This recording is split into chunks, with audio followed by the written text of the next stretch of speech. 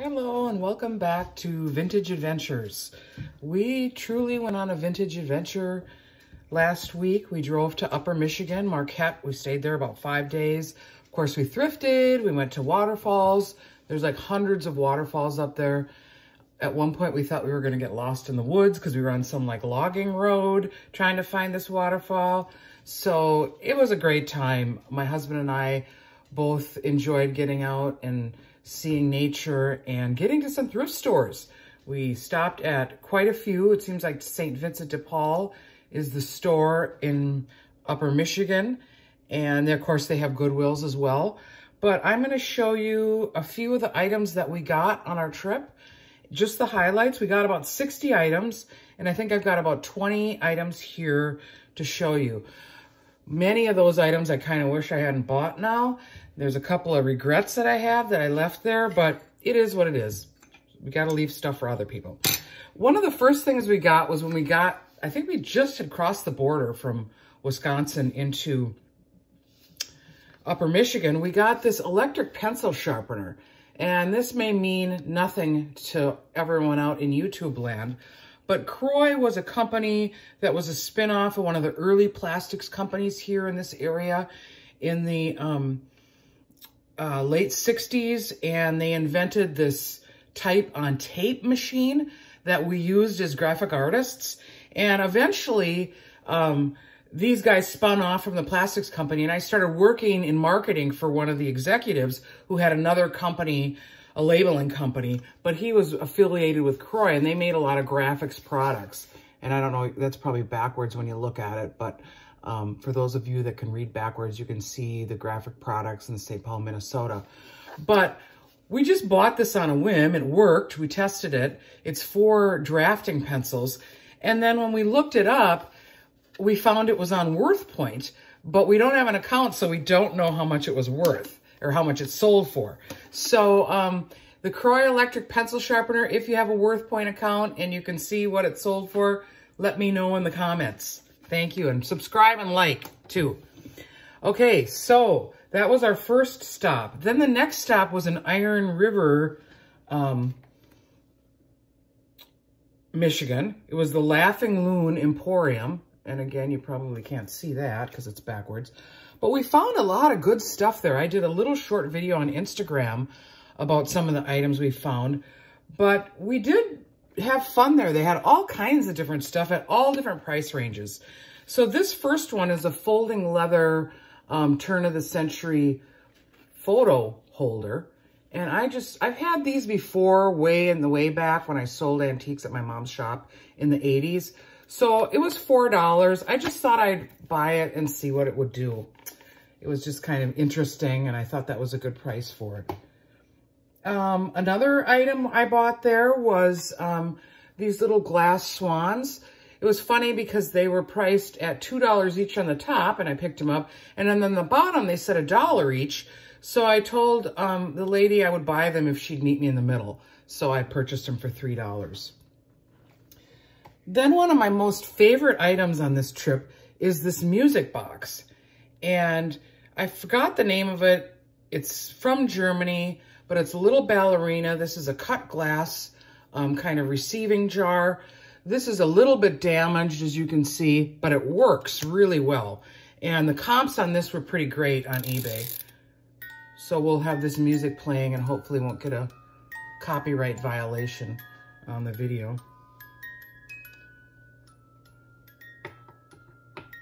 So that was, the last thing I got there, I'm going to give away to a friend, and I don't think she knows that I have this channel, so I'm not giving anything away. But they had awesome vintage textiles, and I really regret not asking the store clerk what the price was of this beautiful embroidered flamingos on black velvet. It was damaged, but it was so cool. I really should have asked. This particular piece is a rug hook, latch hook rug from the 70s or 60s. And it's a big tiki design. And I have a friend who collects a lot and decorates with this. And this was only $5. So I probably have to keep this and give it to her for Christmas or something, because I know she would totally love it. I couldn't find any comps online, but it's so cool that the colors and the design. It's very well made. It's pretty clean. $5 for this at the Laughing Loon Emporium in Iron River. Then we stopped at a number of Goodwills, a couple of Goodwills in a couple cities, but mostly in Marquette. And probably my favorite find there was a Kfinch squirrel. Now this came in a pair, but there's just one, but the comps for the pair are really good. So I'm hoping somebody else is looking for the mate for their little squirrel. But I paid $2.99 for that at the local Goodwill. It's in perfect condition. Really cute. I only got a couple items there when we went, but I was happy with everything that we got. The second item there was this Picasso plate. This is Masterpiece Editions Limited, Picasso Living, The Nanny 1962, Mr. Rowave, or I don't know what that says. Something Stoneware 1996 Succession, Pablo Picasso. I paid $2.99 for this. If you had the whole set, it's probably about a $60 to $100 set. So I will do a little bit more research and see what these sell individually. Then I'm always picking up Coach items if they're in good condition. I almost bought a couple fakes this weekend. I just checked them over close and put them back. But this one was a vintage card holder. And it's really that old school plain Coach from the earlier days. And there you can see the logo right on the bottom stamped in there. I've done pretty well with some of these, even if they're kind of beat up. So at $4.99, $5, I'll see what this will go for. Interesting. What else? Another favorite find was this little beauty. It's a Bakelite napkin holder. Little chicken. He's got the cute little orange beak, and that was 30 cents. Comps are all over the map on this. I'm sure I can at least get 10, 15 bucks for it. Somebody trying to finish their Bakelite napkin ring collection. But I was really surprised to see that. I haven't seen one of these in the wild for years. So that was kind of fun. Let's see. Now, we went to a number of St. Vincent de Paul stores. Depending on what location you were at, prices were all over the map, but most of them were very reasonable. And I was really pleased to find my second fairy lamp. This is the L.E. Smith, I can't remember what it's called, Moon and Stars maybe, for $3. And I got the bigger version of this at a flea market this summer. So I was very happy to find that. I might just keep these for winter to put on our wood stove. So we've got a little light. I was using like salt lamps, but then I like these better and put in some scented candles. That'll be a nice little warming touch for winter decor. Another item that will help pay for our trip is this Abingdon Swan or Goose. I don't know what it is, but $3. I think the comps for this are fairly good. So that will be one that will maybe help pay for one night out that we had up there, which is kind of fun. Oh, at the Goodwill in Marquette, I also got this clear glass L.E. Smith candy jar or compote or whatever it is. Kind of shied away from it, but then when I looked at it, I just thought it was too cool to pass up. It was $1.99, so I'll be putting that on the old eBay as well.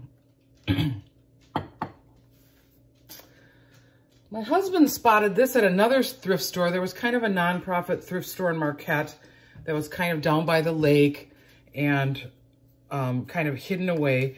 And he looked at this. He thought it was a sculpture. And as we got to looking at it, it was a DK Men.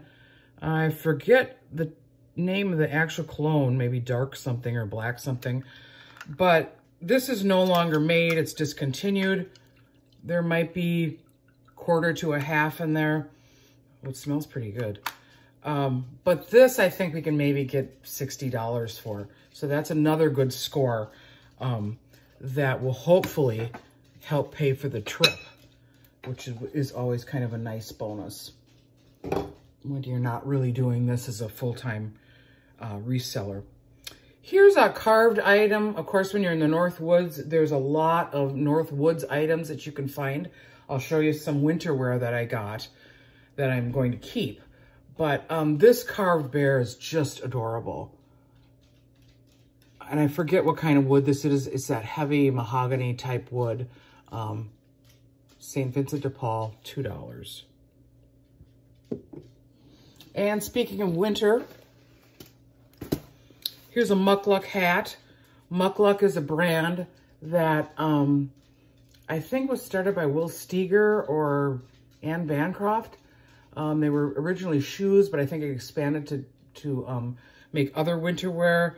Just kind of a beanie. I paid $2.49 for this, so I'll hand wash that up. And if I don't sell it on eBay, I may be keeping it for myself.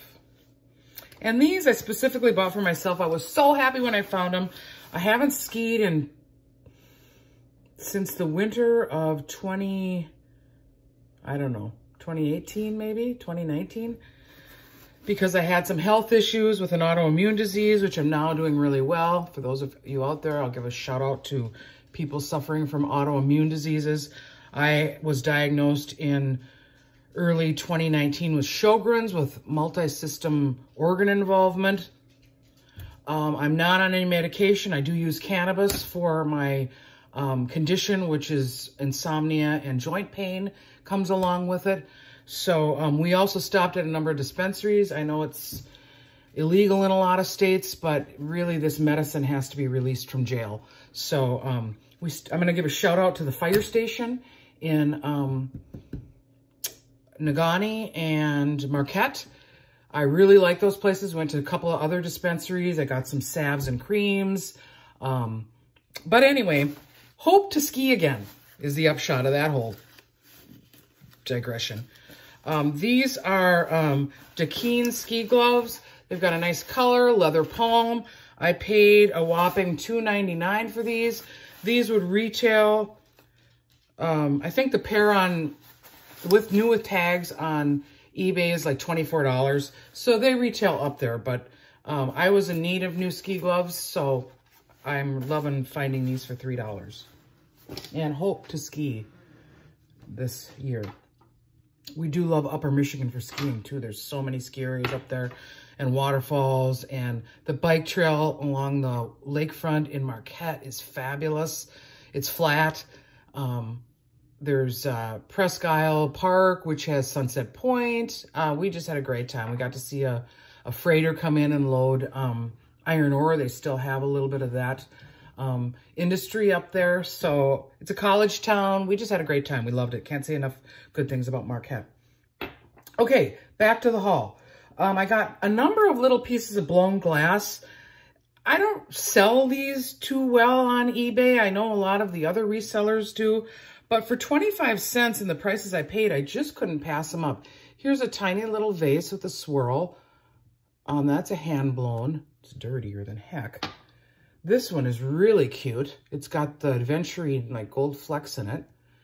And what did I pay for that? 50 cents. Oh, it looks like there's something. Oh, there's some schmutz inside of there. And then I got another little bud vase for $2. That's kind of the end of day. But very fun stuff. Those were very cute. Got a couple other large blown glass pieces over there, but I'm not going to bother showing those to you because they aren't that great. One does have the stopper in it, but I'm not sure if it's new or old. I really don't know much about it. So I'm going to hit some of the textiles we bought other than the tiki rug. Love it. I bought this at the last Salvation Army we went to. I think this might even have been in Wisconsin. I can't remember. But it's like a cut velvet table runner, and it's really pretty. The comps are about $40 or $50 on eBay for this. I think 35 was the sold. But it's got kind of your vintage tag that tells the name of the maker. Garland. It's Amrose Art Linens, New York, New York. Dry clean only, made in Belgium. But that's really pretty. Kind of a cottage country style. And then I think one of the, ooh, there's something, ew, like the back is coming off of that or something. Okay, that's weird.